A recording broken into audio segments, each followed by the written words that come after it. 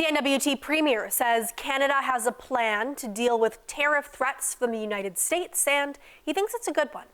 Premiers across the country met yesterday to talk about the incoming American administration.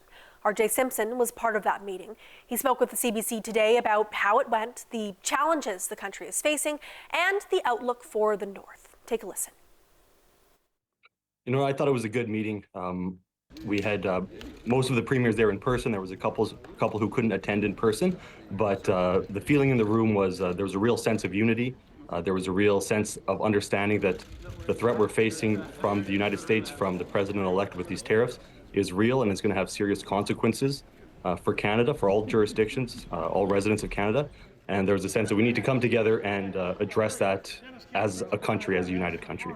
I think we feel a bit disconnected from this whole conversation because we're one of the few jurisdictions that doesn't share a border with the United States, and we don't do a lot of exporting to the United States.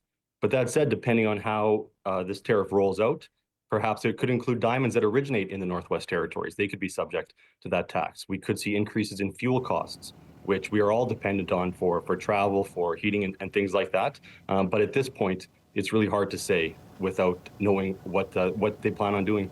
There's so many factors.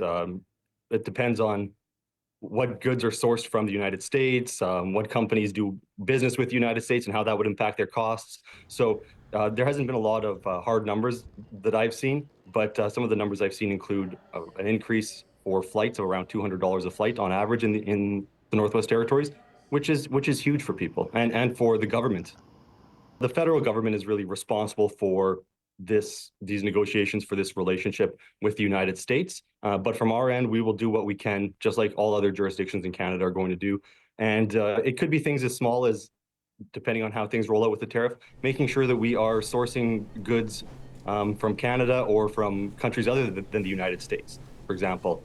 And I think we can do things as members of the public as well. Things like buying Canadian products instead of American products. And there's been a lot of talk about how can we help inform people, residents, what are made in Canada products, because people don't want to, turn over the box of pasta and try to read the label, see where it's made.